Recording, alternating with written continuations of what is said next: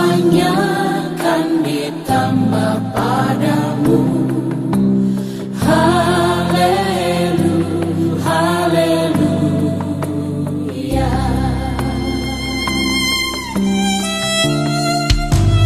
Carilah dulu kerajaan Allah dan kebenarannya, dan semuanya kan ditambah padamu.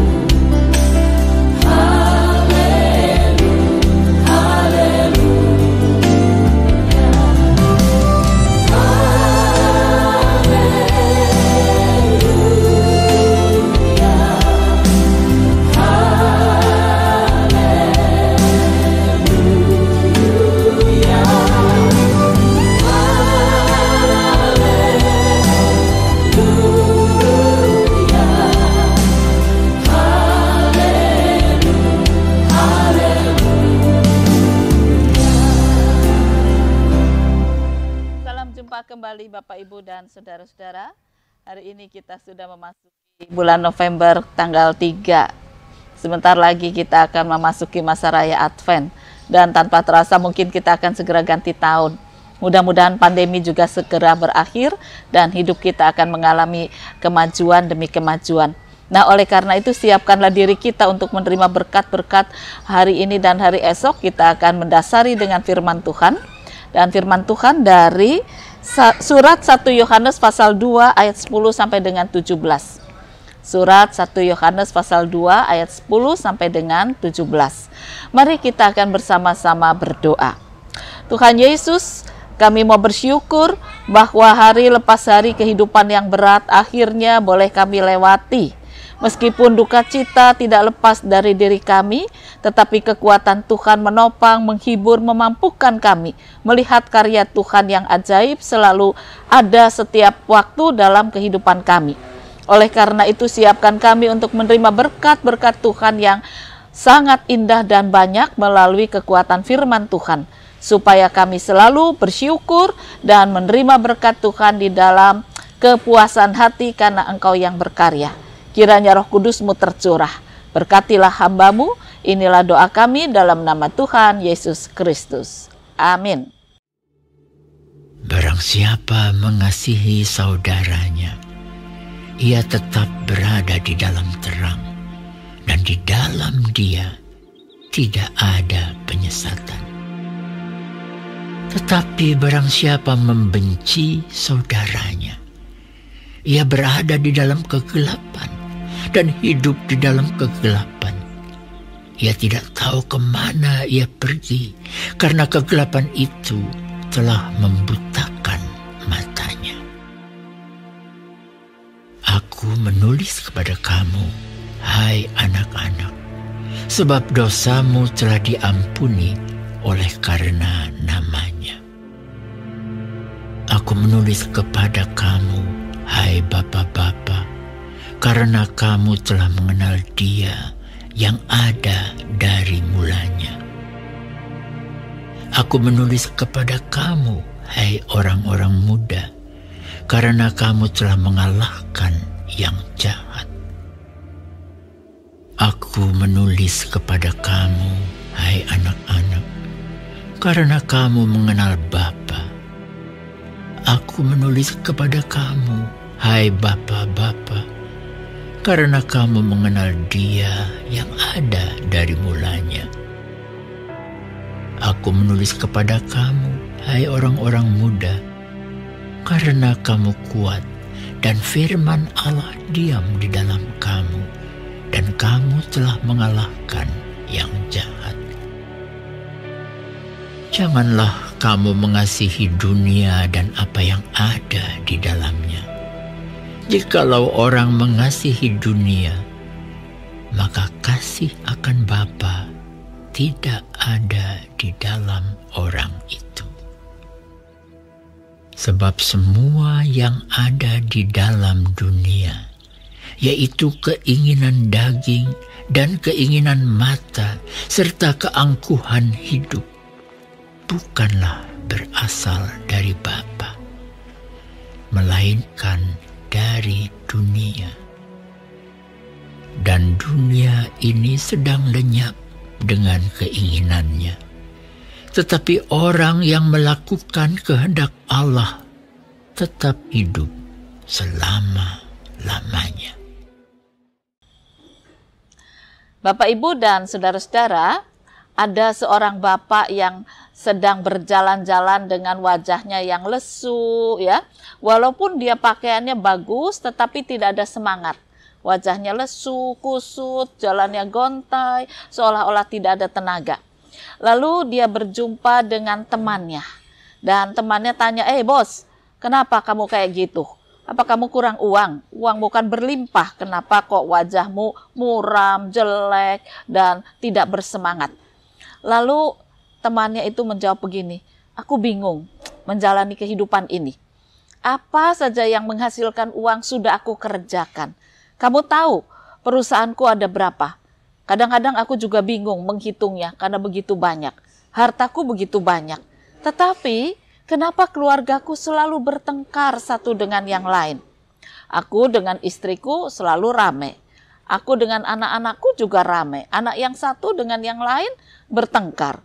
Menantu yang satu dengan menantu yang lain tidak akur. Cucu yang satu dengan cucu yang lain hidupnya bukan bersatu, malah bersaing. Bukan saing sehat, tetapi saing yang tidak sehat. Aku bingung mengatasi semua ini harus bagaimana. Apalagi yang kurang yang aku berikan. Apa yang mereka inginkan sudah aku siapkan dan sediakan. Rumah-rumah mewah, kendaraan mewah, perusahaan yang sudah jalan. Mungkin ada perusahaan sedikit macet tetapi masih bisa untuk diupayakan terus berjalan. Nah, kenapa ya aku tidak bisa merasakan kenikmatan hidup? Adanya keluh kesah, ketakutan, kesedihan, dan rasa tidak puas. Nah, temannya itu hanya tersenyum dan berkata gini, mari coba kamu ikut aku. Aku akan membawa kamu ke satu teman kita yang sudah lama kita tidak ketemu. Dan kita akan belajar dari dia rahasia kebahagiaan. Lalu temannya yang bos besar ini tanya, di mana sih? Ya agak masuk desa sedikit lah, tapi nggak apa-apa, anggap saja ini sebagai satu refreshing gitu ya. Kita pergi ke desa, ke tempat teman kita. Akhirnya mereka sampai di desa, di tempat temannya yang sudah lama tidak ketemu. Mereka sampai di sana itu kira-kira jam 5 sore ya. Dan kebetulan pas hari itu ada persekutuan doa keluarga yang menjadikan keluarga di situ sedang berdoa sore hari itu. Mereka bernyanyi bersama, berdoa bersama, giliran membaca firman Tuhan, dan kemudian saling sharing akan firman Tuhan, lalu ditutup dengan doa dan pujian yang mereka nyanyikan. Mereka nyanyikan puji-pujian itu tidak 1-2 lagu, sampai 5 lagu dikatakan. Mereka terus memuji dan mereka berbahagia. Nah, lalu temannya yang nunggu di depan itu mulai merasa, apa ya yang menjadikan mereka itu bisa bersyukur? Rumah sederhana, lalu ada hewan-hewan sedikit, ya, tanaman juga tidak banyak, sawah mereka tidak besar, tapi kok mereka bisa merasa puas, mereka bisa cukup dengan kehidupan rezeki yang cuma segitu. Ya. Lalu selesai persekutuan, sang teman ini mempersilahkan tamu-tamunya masuk, mereka berbicara satu dengan yang lain, dan kemudian yang teman bos ini tanya, apa sih rahasiamu? Kamu kok bisa bahagia dengan keluargamu seperti itu? Sebelum anak-anakmu pergi main malam minggu seperti ini, kamu adakan persekutuan doa, kok nurut gitu ya? Lalu dijawab oleh bapak ini, kami hidup dalam cinta kasih Kristus. Cinta kasih Kristus itu mendasari kehidupan kami sehingga satu dengan yang lain di antara kami ini saling mengasihi. Ya. Mantu yang lain saling mengasihi. Cucu yang satu dengan cucu yang lain hidup dalam kerukunan. Mereka nanti akan pergi bersama. Saya dan istri saya biasanya jarang ikut. Ya, kami mempersiapkan diri untuk kebaktian besok, tapi anak-anak kalau malam minggu itu maunya pergi. Oleh karena itu sebelum mereka jalan-jalan, kami mengadakan persekutuan keluarga dulu. Ini sudah menjadi komitmen ya, bahwa cinta kasih saling mendukung dan hidup dalam ungkapan syukur membuat kami itu puas. Rasanya betul-betul kami menikmati berkat yang Tuhan beri. Hari lepas hari rezeki yang Tuhan cukupkan itu kami nikmati. Kamu tahu anak-anak saya juga kerja, cuma ya bukan tidak ada rezeki, tapi tidak sekaya kamu. Mobil mewah kami belum punya, rumah besar kami tidak punya, kami cuma punya rumah di desa seperti ini. Meskipun anak-anak juga sudah punya rumah sendiri, tetapi ya tidak sebesar rumahmu. Ya. Kami di sini hidup dalam kerukunan, dalam kepuasan, menerima berkat Tuhan karena dasarnya saling mengasihi. Ya. Dasarnya ungkapan syukur. Nah, oleh karena itulah coba kamu belajar, kamu tadi ungkapkan adanya ketidakpuasan, adanya pertengkaran di antara keluarga, adanya keributan satu dengan yang lain karena kamu tidak pernah puas. Nah, kenapa nggak pernah puas? Karena hatimu selalu cintakan dunia, selalu cintakan barang-barang dunia yang tidak pernah berhenti untuk dipermodern atau diperbaharui. Kamu hari ini beli yang ini, bulan depan sudah dianggap kuno karena ada keluar yang baru lagi.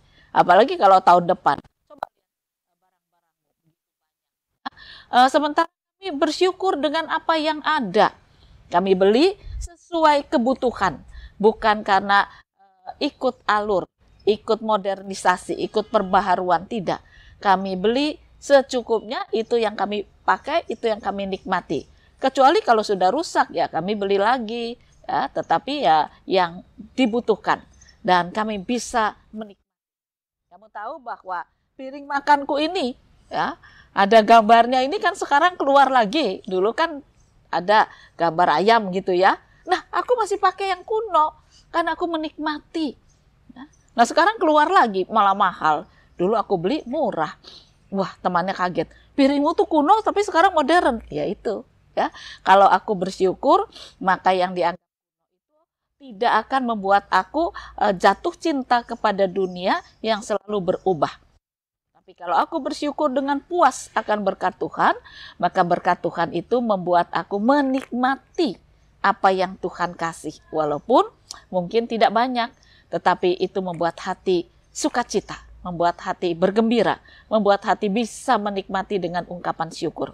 Nah, Bapak, Ibu, dan saudara-saudara, firman Tuhan mengajarkan hal yang sama. Kalau kita mencintai dunia, tidak pernah puas. Ya, selalu berubah, pengen yang baru, pengen yang baru, pengen yang baru. Nah, pandemi ini memang bisa ngerem kita untuk sedikit tidak berbelanja. Tapi tidak berarti selamanya. Ya. Nah, apakah kita bisa menikmati setiap berkat yang Tuhan berikan? Tidak jarang kita merasa tidak puas, ya, tidak puas. Ini belum punya, ini belum beli, ini rusak, ini bermasalah. Ada saja bikin kita ribut. Nah, kalau kita tidak pernah bersyukur, kita tidak akan pernah puas. Oleh karena itu, mari kita belajar mengasihi Tuhan dan kemudian mengasihi sesama. Itu adalah kunci kebahagiaan dan rasa puas. Keluarga Bapak sederhana ini hidupnya selalu dekat dengan Tuhan. Pekerjaan diterima dengan syukur, dikerjakan dengan sungguh-sungguh, giat, dengan semangat, terima hasil tiap hasil panen atau hasil dari pekerjaan, mereka syukuri, kemudian mereka nikmati, ya. Dan kenikmatan itu membuat kebahagiaan, kerukunan di dalam keluarga. Bagaimana keluarga besar Bapak ini dan keluarga besar bos itu berbeda sekali. Ya, masing-masing bersaing, tetapi keluarga yang sederhana karena saling mengasihi, menikmati, ya, bertukar, lalu saling menopang satu dengan yang lain, saling berbagi. Bahkan dikatakan oleh Bapak yang sederhana ini, kami menikmati bukan cuma untuk keluarga kami. Cucu-cucuku saja sudah bisa berbagi. Kalau dia dibeliin satu yang baru, maka yang lama harus dibuang satu. Harus diberikan kepada sesama satu. Dan yang diberikan itu tidak boleh yang rusak, tidak boleh yang paling jelek. Ya. Tetapi yang masih bagus, masih layak, apapun itu. Apakah mainan, apakah sepatu, apakah sandal, apakah baju, apakah buku, atau buku cerita, apa saja. Kalau punya satu, yang satu harus diberikan. Oleh karenanya, biarlah firman ini akan menolong kita senantiasa menikmati kehidupan yang Tuhan berkati. Selamat merasa puas dengan berkat-berkat Tuhan. Tuhan memberkati firman-Nya. Amin. Mari kembali kita akan berdoa. Tuhan Yesus, Ajarkan pada kami untuk bersyukur dan merasa puas dengan berkat-berkat Tuhan. Apa yang kami anggap kecil dan sedikit, kalau kami terima dengan ungkapan syukur, ternyata memberikan rasa puas kepada kami. Walaupun berkat kami berlimpah, besar dan banyak, kalau kami tidak punya rasa syukur, apalagi mengasihi Engkau, maka kami tidak bisa menikmati berkat yang besar tadi. Ajarkan kami untuk mengasihi Engkau dengan sepenuh hati kami. Ajarkan kami untuk mengasihi sesama, maka kami akan merasa kasih Tuhan membuat kami bersyukur dan merasa puas dengan berkat yang Tuhan berikan hari lepas hari. Inilah doa kami di dalam nama Tuhan Yesus Kristus. Amin. Carilah